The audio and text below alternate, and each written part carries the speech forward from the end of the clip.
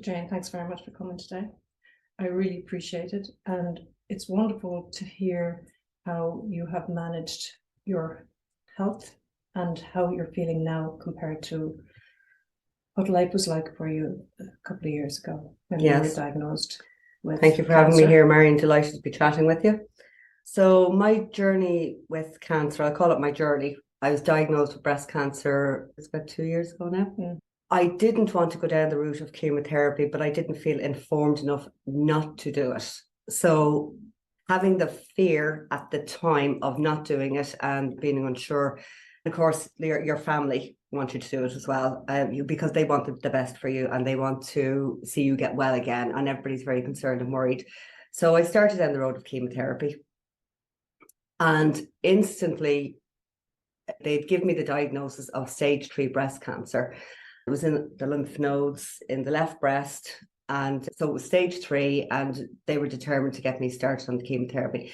Now, I was working at the time, and I did put it off until later in the year, nearer Christmas, because I wanted to finish the job that I was on.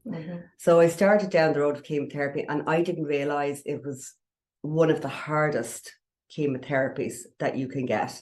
Technically, it's called the Red Devil. I can't remember the actual name of the chemotherapy.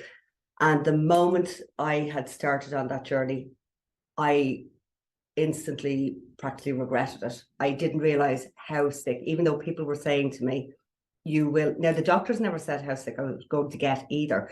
So I wasn't even educated enough to know how bad it was going to be. Within a week, I'd lost all my hair. I instantly felt I was absolutely going insane. And that is as true. I was crying immediately. I had received it on the Friday, the first round. By the Sunday, I thought I was going stark raving mad. By the end of the first week, no, actually it was 2 weeks before I'd lost my hair, but by the end of the first week, I was getting a different experience of different symptoms coming up as the days progressed. So the first day I had it, I could feel this cold going all over my head. It was like steel being put through my head. And then as the weeks went on, if you had given me pliers, I would have pulled my teeth out. The pain in my teeth was unbelievable. Then I was getting neuropathy in my feet. By Christmas, I couldn't put my feet to the floor. I had to borrow a pair of my mother's crutches. It was like burning sensation. I was absolutely crippled. I just couldn't walk at all.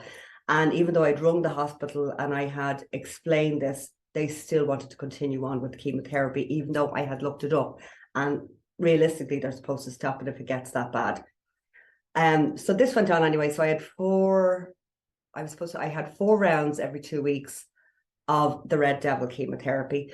And then post-Christmas, coming into January, I was to get another further 10 rounds of a slightly milder version of that chemotherapy. But when I actually looked it up, it was basically the same thing. And I was to get it back to back every single Friday for the following 10 weeks. And I did. Now, they wouldn't let me have it then because I got COVID. So therefore I wasn't. So they were amazingly able to stop the chemo for COVID, even though they couldn't stop it for neuropathy. Right. And so every time I questioned something, their answers were actually quite vague. And because I had time on my hands, I started doing my own research.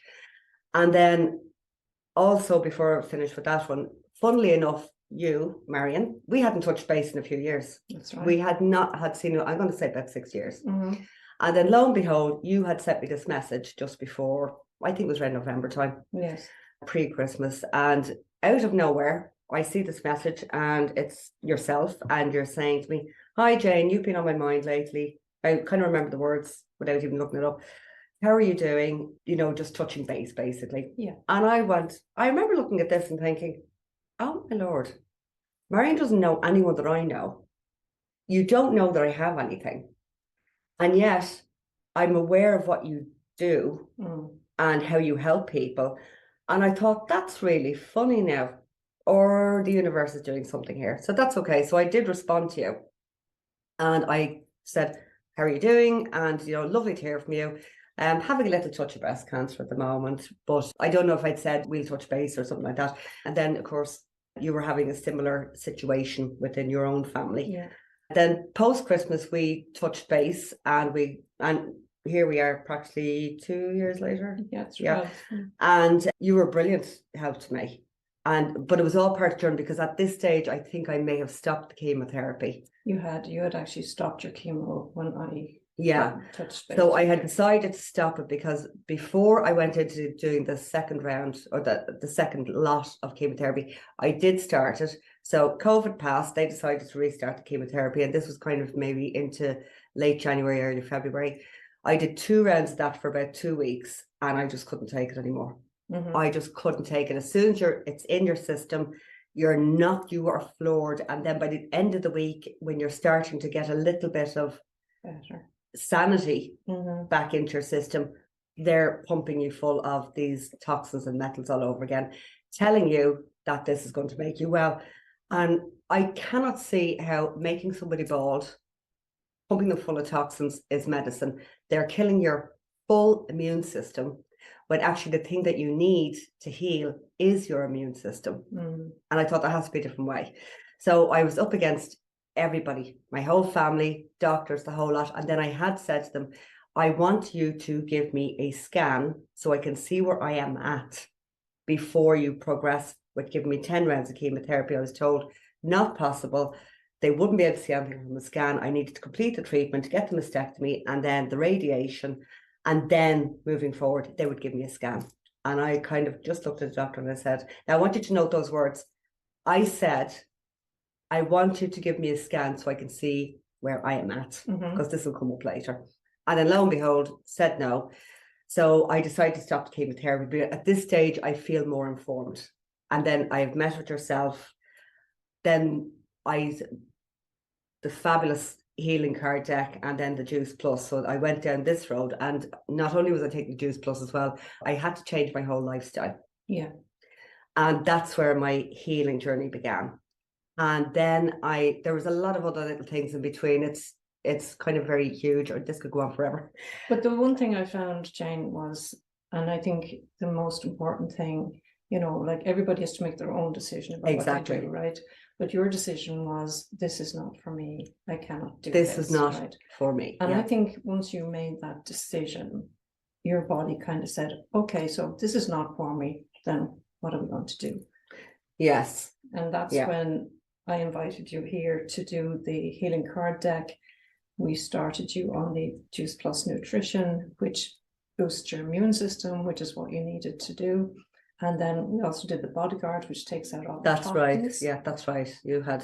Yeah. So just tell us a bit about the bodyguard and how you felt after doing the that. bodyguard was amazing, and you very graciously let me have that for a little while, and I used that every day, and the detox from that in the water was amazing, because there is a color code to let you know what metals are coming out of your system, but I don't think heavy metal blue is in that.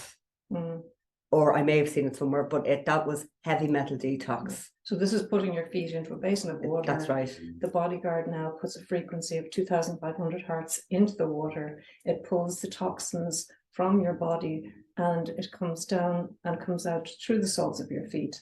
And there's 7,200 nerve endings in each foot. This is how the toxins are pulled out of your body. It's like having a shower on the inside of your body. Exactly. And I'll tell you, I felt amazing after that. As soon as I started to detox the heavy metals from my system, not instantly, but over a period of weeks, I was definitely feeling much better. As soon as I stopped the chemotherapy, within a couple of weeks, I was starting to feel better. But then I changed my nutrition. And now I'm not 100% on everything. Very few people are, but I really feel, for me personally, not only the nutrition, but your way of thinking. Your mindset. For me, the biggest thing was losing the fear of passing or dying, and because of a dream I'd had, but that's another story. That was huge. Once I had informed myself and lost that fear, then you combine it with changing your diet, introducing supplements if you want to. It's all about how you approach it and everything, and acceptance is key. I accepted that. Yes, I never said I was fighting cancer. I think that's critical for a lot of people, is that, they're constantly in this battle. Nobody wins a war. Absolutely nobody wins a war. Whether one side may have something over there, but nobody actually wins a war. So acceptance, I actually accepted that I had a little friend that had come to visit and then it was going away. Right. We were on a journey and I was on a personal growth journey as well. Huge, absolutely huge. Yeah. And then you combine that set of circumstances with your change of attitude, acceptance, you combine it with your nutrition, water, and then there was the foot detox and just a combination of a lot of things. But I do feel at the end of the day, and I will say this, unless you actually lose the fear, the whole combination, it needs to come like a package. Yeah, I think mindset is huge and it's key.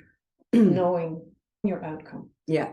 When you know what your outcome is going to be and you lose the fear, as you say, of the battle. So you stop the internal battle. Yeah. And you know what the outcome is. And then you say, okay, what can I do for myself? Exactly. You know. Yeah, that is so true. And then I didn't go back to the hospital for 6 months. And it was 6 months literally. And I walked into the doctor's office and they had invited me to come back in for a chat. Because I had stopped going in to get the chemo. I was on my journey at this stage and I was feeling much better and everything was going great. And then I get this random phone call from St. James's to say, would I come in for just even a chat? So I said, fine, okay. So I went in and spoke to the very same doctor that told me I couldn't have the scan. And the first thing he said, he's going through the notes and he says, oh, I see you haven't had any treatment for 6 months. That's how I knew it was 6 months. And I said, that's right. And he goes, oh, so the cancer is still there then? And I said, I don't know that. I said, you don't know that. I said, all I can tell you is everybody tells me I look much better. I feel 100%. And I said, I am back working. And that's where I'm at the moment. And I said, I would rather have this quality of life than take all that medication or alleged medication and be dragging myself around the place. And nobody asked me what I was doing though. Nobody once said, what are you doing? And actually, when I was on the chemotherapy at the time, just going back a little bit there, because I'd already started this journey of changing my perspective, my thoughts, taking supplements, I think a lot of times they don't advise you to take anything while you're on chemotherapy in case it, what's the word for that? It goes against the chemo. Yeah. And I don't understand that. And if something doesn't make any logical sense to me, I'm just going to go with my own intuition. So I did take the supplements. I was just taking everything that I could get that would help. And anything that would be anti-inflammatory was what I took. So I did that. And not once did they ask me what I was doing, because I was walking to that hospital and bless the other ladies or gents in the oncology ward. They were grey. They were gaunt looking with their little hats on, and I was looking at them and I actually looked quite well while I was on chemo, believe it or not. And I just didn't understand that they never said to me, why aren't you getting sick? Why aren't you feeling as bad as you should be? And then when I was in that doctor's office and he's saying, oh, you probably still have the cancer. And I just said, I don't know. And then I eventually turned around and I said to him, what can you do for me in this hospital? I said, because I am not doing the chemotherapy. I refuse to go back on that. I said, what are my options in here? Right. And he said to me, we can give you a scan to see where you're at. And I went, oh my Lord. They are my words he's using back at me. They couldn't give me a scan when I asked for with those words. The same man looks me in the eye and uses my words back at me. Now, I nearly spat it out and said, I said that 6 months ago. And then I thought, no, I'm just going to sit here and just say. And I said, fine. So even though I technically, in my perspective, I don't agree anymore because of my own research, but that's my own research with mammograms or biopsies and things like that. I agreed. They suddenly were giving me within the same week a mammogram, an ultrasound, and a CAT scan. So I had the CAT scan on this particular Monday. It was the end of May or June. I'm actually not 100% sure. And then on the Friday, I got the mammogram and the ultrasound. And I did not think I was going to get results that day because it was within that week. Yeah. It usually takes a while. And I actually did ask the ultrasound. I said, how long? She said, oh, they'll probably get in touch with you. By 12 o'clock midday, the main oncologist that I was actually under turned around and she told me they couldn't find anything. The doctor that was doing the ultrasound, funny enough, I thought she was searching. I thought she'd found something. Mm-hmm. And she went off and she got another ultrasound person to come in, and I don't have the terminology for them. And then the two of them are looking at the screen, and I thought, oh, they found something. I'm having the ultrasound. Yeah. And then next thing they go out and they get the head ultrasound doctor, and he comes in, and the three of them are looking at the screen, and I thought, oh, that's it. They've found something. And next thing he just says, oh my God, he said, you must have responded very well to treatment. And I didn't say anything because I hadn't done any treatment for 6 months. Mm. And I just went, okay. And then I go out, I wait to see the doctor, the oncologist. I go in and she's killed looking on the screen and they can't find anything. As in cancer, isn't it? The cancer, the tumor. It was gone from the lymph nodes. Right.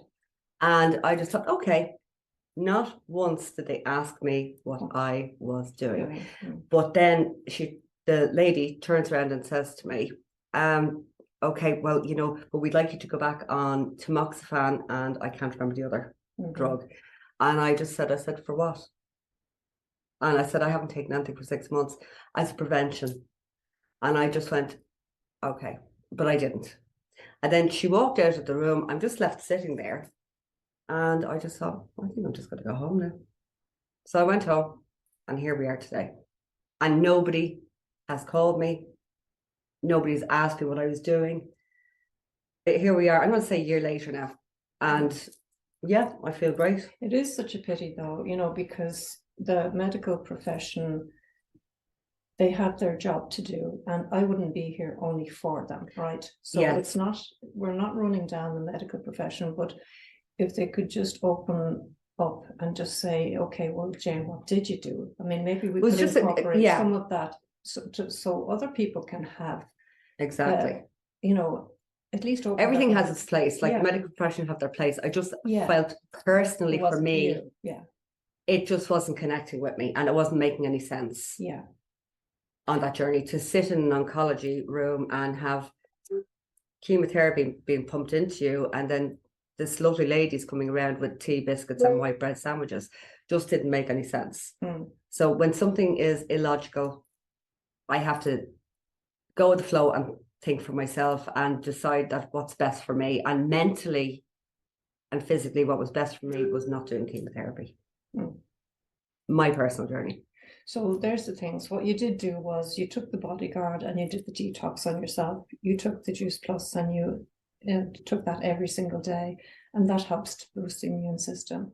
And then you did my healing card deck. Yes, and that's I amazing. Remember the day that you were here because you had got that tingling hot sensation coming from your armpit right across your chest, and you were saying it was a level 7 out of 10.